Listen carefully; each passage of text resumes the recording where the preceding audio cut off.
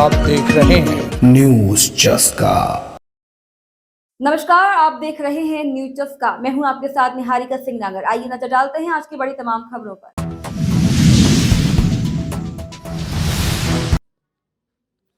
मुख्यमंत्री ने चुनाव आयोग की अच्छी प्लानिंग को लेकर दिया धन्यवाद। जनता से की वोट डालने की अपील। लोकतंत्र का निष्पक्ष चुनाव हो। आगामी लोकसभा चुनाव को लेकर निर्वाचन आयोग ने लोकसभा चुनाव के चरणों की घोषणा की है।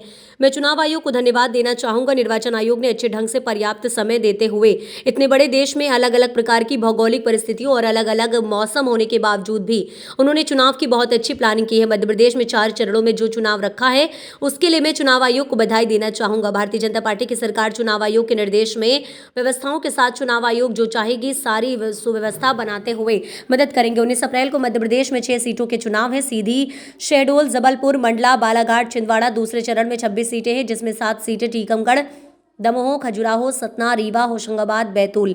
इसी प्रकार से तीसरा चरण 7 अप्रैल को प्रारंभ होगा, जिसमें 8 सीटें हैं। इसमें चंबल का बेल्ट आता है, मुरैना, भिंड, ग्वालियर, गुना, सागर, विदिशा, राजगढ़, भोपाल। इसमें मध्य भारत वाला पूरा बैलेट। इस प्रकार से चौथे चरण में मालवा का बैलेट आएगा। 13 मई को इसके वोटिंग होगी। इसमें देवास, उज्जैन, इंदौर, रतलाम, धार, खरगोन, मंडला, खंडवा, जिसमें निमाड़ और मालवा का बैलेट रहेगा।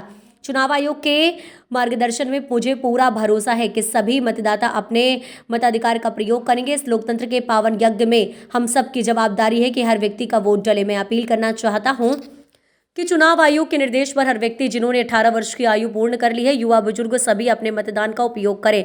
ये यज्ञ है, इसमें हम सब की आहुति होनी चाहिए। ये 21वीं शताब्दी का भारत है जिसमें हम सबको भागीदारी होना है।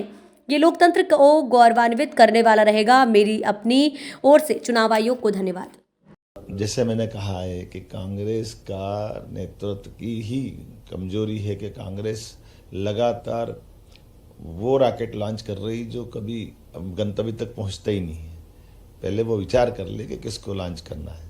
उनके लीडर जब भी चुनाव आते हैं चुनाव को गंभीरता से नहीं लेते। उनके कार्यकर्ताओं का मान सम्मान नहीं होता है। उनके पार्टी के वरिष्ठ लोगों की जिस ढंग से बेइज्जती हो रही है वो लंबा प्रकरण है।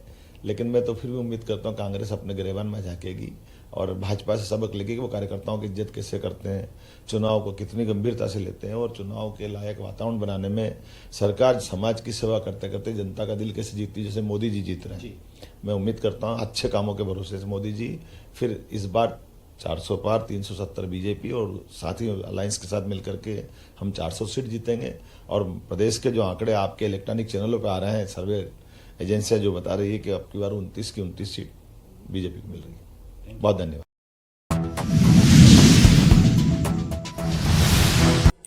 लोकसभा चुनाव की आचार संहिता लागू होते ही कलेक्टर कौशलेंद्र विक्रम सिंह ने स्टैंडिंग कमेटी की मीटिंग ली। वहीं एडीएम और एसडीएम से चुनाव तैयारियों को लेकर चर्चा भी की। इसी के साथ शहर में फ्लैक्स बैनर उतारे जा रहे हैं। भोपाल में धारा 144 लागू कर दी गई है। भोपाल कलेक्टर कौशलेंद्र सिंह ने कहा, इस बार पिछले चुनाव से ज्यादा मतदान का प्रयास करेंगे। हम सभी गैर राजनीतिक संगठनों, प्रभावशाली लोगों को जोड़कर अधिक से अधिक वोटिंग का प्रयास करेंगे। पिछले चुनाव की वोटिंग का रिकॉर्ड भी तोड़ेंगे।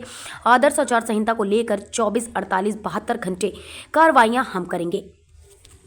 देखिए क्या है, लोकसभा चुनाव की तारीखों का ऐलान हो गया है और इसके साथ ही आदर्श आचरण संहिता प्रभावशील हो गई है।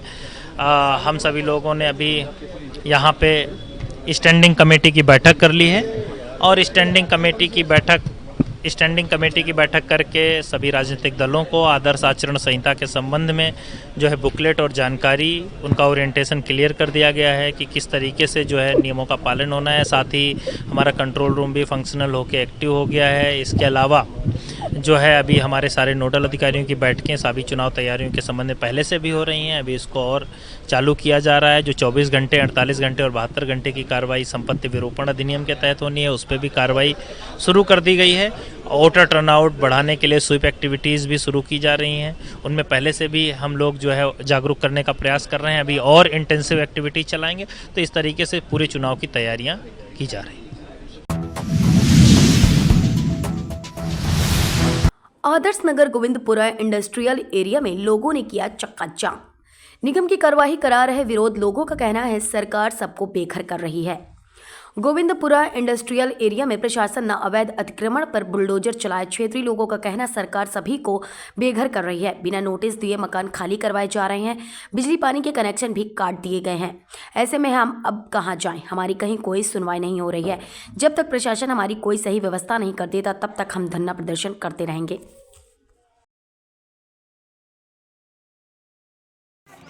क्या नाम आपका? मेरा राम नारायण नाम सर। क्या हुआ अभी? सर जी झुग्गी तोड़ी गई है, उन्होंने बोला पूरी व्यवस्था देंगे तब आपकी झुग्गी देंगे। अब वहाँ से 2 घंटे का मात्र मौका दिया, आधा सामान वहीं पे फैल गया। बच्चे लोग बेचारे चोट खा गए, वो अपने अपने घर यहाँ ला करके धूप में पटक दिया। अरे कम से कम कुछ तो भोजन के लिए थे। अरे हम कौन वो नहीं कर रहे कि लड़ाई दंगा कर रहे, आप तो हमको खुशी से दे दो जगह, हम उसमें खुश हैं। बच्चे लोग धूप में बेचारे किलिप रहे हैं, इधर उधर घूम रहे हैं। 1 रुपए का कोई सहारा नहीं है। आज तो रोशनी सेंटर गरीब आज क्या हुआ कि रोशनी सेंटर लाइट भी दिया।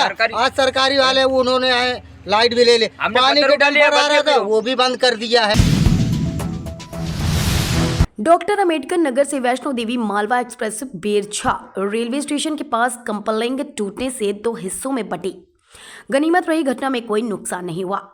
इंदौर से वैष्णो देवी धाम जाने वाली मालवा एक्सप्रेस ट्रेन पीर उमरेद रेलवे स्टेशन के पास कपलिंग टूटने से 2 हिस्सों में बट गई। ट्रेन के इंजन और उसके पीछे जुड़े 2 जनरल बोगी बाकी ट्रेन से अलग हो गए। जहां कपलिंग को ठीक कर ट्रेन को दोबारा रवाना किया गया, लेकिन करीब 10 मिनट बाद बेरछा रेलवे स्टेशन आने से पहले ही दोबारा यह कपलिंग खुल गया। इसके बाद रेलवे कर्मचारियों ने दोबारा इसे जोड़ा और तय समय में लगभग 2 घंटे की देरी के बाद ट्रेन बेरछा स्टेशन से रवाना हो पाई।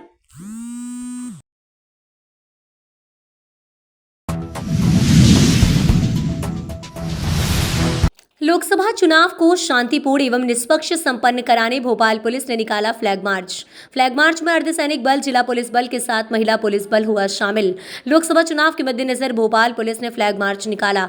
मार्च सेंट्रल लाइब्रेरी से शुरू होकर पुराने भोपाल शहर के विभिन्न मार्गों से होता हुआ लाल परेड पर समाप्त हुआ। फ्लैग मार्च में अर्धसैनिक बल, जिला बल एवं सेंट्रल फोर्स सहित महिला पुलिस बल भी शामिल हुआ।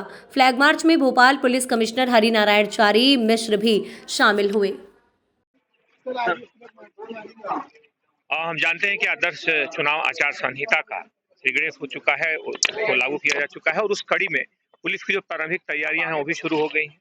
इसमें गुंडे, बदमाशों, अपराधियों के खिलाफ लगातार जो कार्रवाइयां होती हैं, उस कड़ी के साथ साथ उसका एक प्रारंभिक हिस्सा है कि पुलिस की जो टीमें हैं, जो बहुत सारा बल होता है, फ्लैग मार्च करता है और उस फ्लैग मार्च के माध्यम से लोगों में एक कॉन्फिडेंस बिल्डिंग, एक सुरक्षा की जो बोध होता है उसको मजबूत किया जाता है। उस कड़ी में अभी फ्लैग मार्च हो रहा है जो शहर के महत्वपूर्ण हिस्सों से गुजरेगा और इसमें शहर के लगभग सभी महत्वपूर्ण पुलिस अधिकारी और बड़ी संख्या में बल उपस्थित रहेगा। फिलहाल आज की खबरों में इतना ही। आप बने रहिए न्यूज़ चस्का के साथ।